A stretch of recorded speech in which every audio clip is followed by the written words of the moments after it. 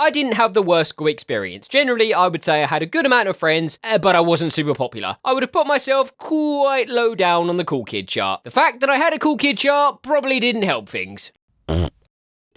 I got all the way to high school and was never really picked on or bullied, but little did I know that was all about to change when I met Cabbage Face. Ha! And you thought from the thumbnail that Tabs was going to be the bully, didn't ya? Yeah, you did. I was walking out of the school grounds, there was a kid standing alone. As I walked past him, he decided in his stupid micro brain to pour an entire bottle of water over my head as I walked past him. Confused, I looked back and saw him standing there shaking his empty bottle with a really annoying stupid grin on his soggy leaf face. Okay, let's back up a sec. There must be a rational reason why he did this. Maybe he mistook me for one of his friends and it was a joke.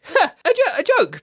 People make jokes, yeah? Yo, what was that for? And he just laughed and walked off. What? So, what was it? What's your motive? Okay, now I'm super confused. So I walked up to some of my friends and told them what had just happened. No, that guy's a massive bully and he's horrible. He's been suspended from school loads of times. He put one kid in a storage shed and set it on fire. Psst, stop. Locked a kid in a shed and set it on fire. Now, I'm pretty sure this was just a rumour, as I never remember there being any proof of this, or seeing anything around school. But at that moment, when I was staring at my future of being barbecued in a smelly gym storage shed, I would have believed anything. Fantastic. I don't even know this guy. What have I done to deserve it? Existing? Oh, that's hardly fair. You're just winding me up. I bet it was a one-time thing. It wasn't a one-time thing. From that day on, anytime he saw me around school, he would go out of his way to inflict misery upon me. And what really didn't help was I always knew at the end of the day, I was definitely going to see him. Yay, it's home time! Oh, it's home time! To get home from school, I would walk across a field. Coincidentally, the same field he would ride his cabbage cycle home on. I did try and find an alternative way home, but that added so much time to my journey, and then my parents would have known that something was up. So I really had no choice. If he saw me walking, he would charge directly at me to try and get me to dive out of the way. So I would keep walking and pretend I didn't care or even notice him, and then he would get really close and then quickly change direction and try and slap me on the back of the head. I did get my own back, as one day I ducked just as he was about to hit me and he fell off his bike. Victory! Sound the trumpets!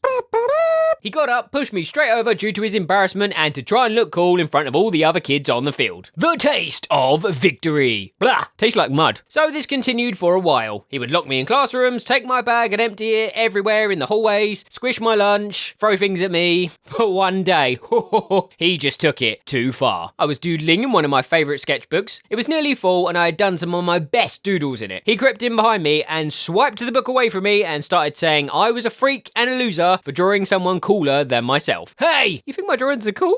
Oh, thanks. I mean, no, wait. You crossed the line this time, bub. It's go time. Hold it. So before you find out what happens next, I need to give you a bit of extra background information. In most of my classes, there was a girl who always made the effort to talk to me. She was really cool. She was a lot bigger than all the other girls and people picked on her for it. She had big curly hair and people called her Hagrid from Harry Potter. Not to her face because she would destroy you with one finger, but behind her back or from afar. Or they would make obvious out of context Harry Potter quotes around her. But she really didn't care. She had so much confidence and was super comfortable in her own skin. And I think secretly she liked how all the other girls, and boys for that matter, were just terrified of her. Back to the story. I was about to probably make a big mistake and try and punch this guy straight in his soggy wet cabbage face, probably end up being beaten up. As I stood up, I felt a hand on my shoulder. It was her. She pushed me back down on the chair and stormed over and shouted at such a volume. Oi, you soggy cabbage face. Give Danny back his art book before I destroy your entire being. She actually used those words. What a boss! Casting a shadow over him as she leant over. Last chance. Choose your next move wisely.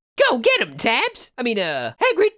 Before he could finish his insult, she lifted him off the floor by his hoodie and pinned him up against the wall. He was flapping around like a wacky waving inflatable arm flailing tube man. She snapped the book back off him with one hand and passed it back to me, and then dropped him to the floor. I think that's the last we'll hear from him. And she was right. From that day, he never came near me. She may have not been a wizard, but she definitely worked some magic on that bully. So what did we learn? Don't be a cabbage face. We're all trying to get through life in one piece and enjoy the ride, so just be nice to other people. It's not rocket science, it's quite simple really. A massive thank you to Tabs for helping me out and reading some lines and being the bully destroyer. However, we all know that in real life, no bully would ever stand a chance against Tabs. Be sure to go and check out her channel, her videos are super entertaining, and put it this way, she tells it how it is. There is no messing around with Tabs. I hope you enjoyed this animation. Psst, you can show you liked it by hitting the like button, just in case you didn't know. Anyway, it took me a lot longer than usual. I had flu for like 2 weeks, so that sucked, and I was unable to do any animations because every time I looked at my computer, my eyes went all fuzzy. So yeah, I realised that wouldn't be a good idea. But I'm all better now, and I'm working hard on my next animation already, so hopefully that one won't be as long. But finally, I can show off the awesome epic Spike fan art that you guys did. I hope that I got it all, as my Twitter was being a bit funny, and I struggled to find some of them, so sorry if yours isn't here, but I really tried my hardest to find them all, and they're amazing. Hey, that's me. That's also me. See now, this is what I'm talking about. True art. You know, I'm still not sure why people actually like you weird, fuzzy creature. Hey, shut up you. You're just jealous. Speaking of fan art, seeing as you guys have done so much amazing fan art for this channel, I think it's about time that I started drawing some of you guys. So, I'm going to be doing some drawing prize giveaways on Twitter. If you retweet this video, I'm going to pin it to the top of my Twitter. I'm then going to choose someone at random and draw a character for them. So be sure to head over to my Twitter and get involved, because you might win. And if it goes well and you guys really enjoy it and want more, then we'll do some more. Anyway, that's about it from me. I'm out of here, and I will see you guys in the next one. See ya!